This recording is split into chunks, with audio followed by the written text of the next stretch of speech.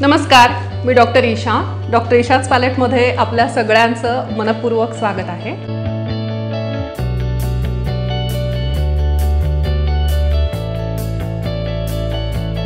आज मी तुम्हाला कॅल्शियम वाढीसाठी, रक्तवाढीसाठी आणि पोट चांगलं राहण्यासाठी असं सगळंच एक छान घरगुती उपाय सांगणार आहे.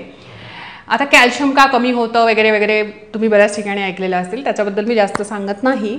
फक्त कॅल्शियम कमी झाल्यानंतर काय काय होतं ते थोडक्यात सांगते. सो यू कॅन को रिलेट की आपल्याला खरंच कॅल्शियम डेफिशियन्सी आहे की नाही. केस गळणं सगळ्यांनाच, म्हणजे मग सगळ्यांचेच केस गळतात, त्याच्यामुळे कॅल्शियम डेफिशियन्सी सगळ्यांमध्येच असावी आजकाल.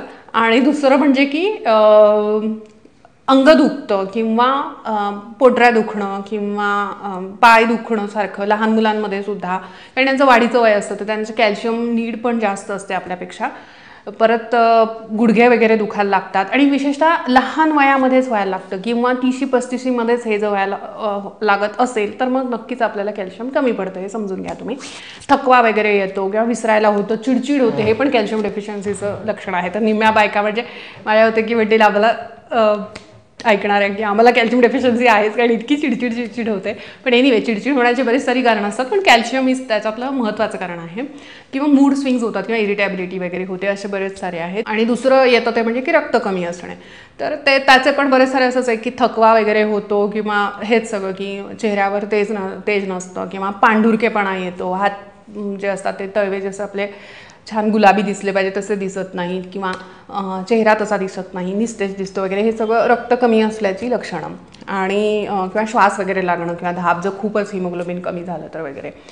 तर ह्या ही झाली लक्षणं. तर त्याला एक सोपा उपाय तुम्ही करा. एक म्हणजे की शिग्रू चूर्ण, म्हणजे शिग्रूच्या पानांचं चूर्ण. शिग्रू म्हणजे काय? शेवगाचं चूर्ण आजकाल मोरिंगा पावडर नावाने मिळते बघा बाजारामध्ये.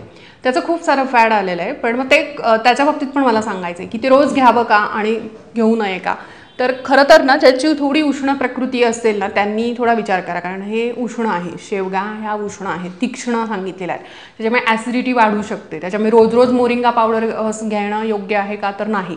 त्यातल्या त्यात तुम्ही जर पिठात वगैरे कालवून त्याचे पराठ्यासारखं काही बनवणार असाल, म्हणजे शेवगाच्या पानांची पावडर किंवा शेवगाच्या पानं जर ताजं मिळाली तुम्हाला, जवळपास झाड असेल तर उत्तमच. तर चांगली गोष्ट आहे. It's a rich source of calcium.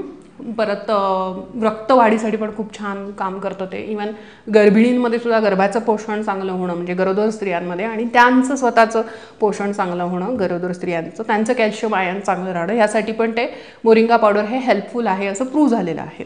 पण ते रोज रोज घेणं सुद्धा योग्य नाही. तर त्यामुळे तुम्ही रोज मोरिंगा पावडर घेण्यापेक्षा ती तुम्ही आहारात ठेवा, पण अधेमध्ये ठेवा. म्हणजे आठवड्यातून 2दा तुम्ही घेतलं. जसं मोरिंगा पावडर म्हणजे फक्त सालच घेतलं पाहिजे असं नाही. मग जर सालीमध्ये ते गुणधर्म आहेत तर शेंगेमध्ये पण असणारच. त्याच्यामुळे शेवगाच्या शेंगांची भाजी करणं आठवड्यातनं एखाद्या किंवा दुसऱ्या वेळेस, हे चांगला सोर्स आहे कॅल्शियम किंवा रक्तवाढीसाठी. आणि दुसरा एक रोज करण्याचा मी उपाय सांगते की तुम्ही तो बिंदास रोज करू शकतात. तो म्हणजे की मी बऱ्याच माझ्या पेशंट्सना सांगते, तर आज तुम्हालाही सांगते की कढीपत्त्याची जी पानं असतात ना, तर ती एक 10-12 पानं कढीपत्त्याची ताजी, आणि कढीपत्ता किती इझिली मिळतो सगळीकडे, त्यामुळे कढीपत्त्याची ताजी पानं घ्यायची, 10-12 पानं, आणि ती स्वच्छ धुवून घ्यायची. आणि ती पानं गरम पाण्यामध्ये एक फुलपात्रभर गरम पाणी घ्यायचं. एक फुलपात्र म्हणजे 1 कप तुम्ही समजा. तर ते भरून जे गरम पाणी असतं त्याच्यामध्ये ही पानं टाकायची आणि ती कोळून घ्यायची, थोडीशी म्हणजे कुस्करून घ्यायची.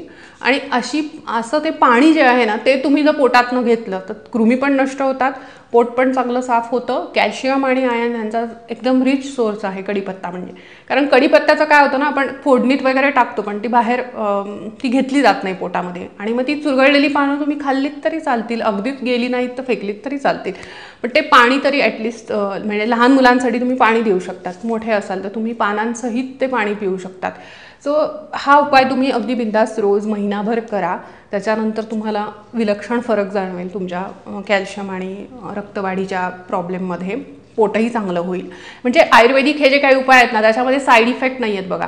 म्हणजे मोरिंगाचे जे साईड इफेक्ट आहेत ते मी तुम्हाला क्लिअर केले. पण ॲट सच असे की कॅल्शियम सप्लिमेंट जेव्हा तुम्ही घेतात किंवा आयर्न सप्लिमेंट घेतात तेव्हा त्याचे साईड इफेक्ट आहेत. एक तर ते सोबत घेऊ नये, कॅल्शियम आणि आयर्न सोबत घेऊ नये कारण ते प्रेसिपिटेट फॉर्म करतं पोटात जाऊन, त्याच्यामध्ये एकत्र घ्यायचं नसतं.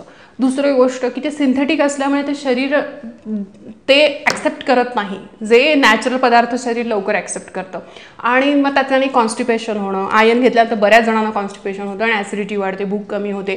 सेम कॅल्शियमच्या बाबतीत पण आहे की गॅसेस व्हायला सुरुवात होते. बऱ्याच जणांना ते सूटच होत नाहीत सिंथेटिक हे जे सगळे सप्लिमेंट्स असतात ते. त्यामुळे हे 2 सोपे उपाय मी तुम्हाला सांगितले, ते करून बघा आणि निश्चित तुम्हाला फायदा होईल कॅल्शियम आणि रक्तवाढीसाठी. तसेच छोटे छोटे छान छान उपाय आणि शास्त्रशुद्ध माहिती घेऊन पुन्हा भेटूयात. तोपर्यंत नमस्कार.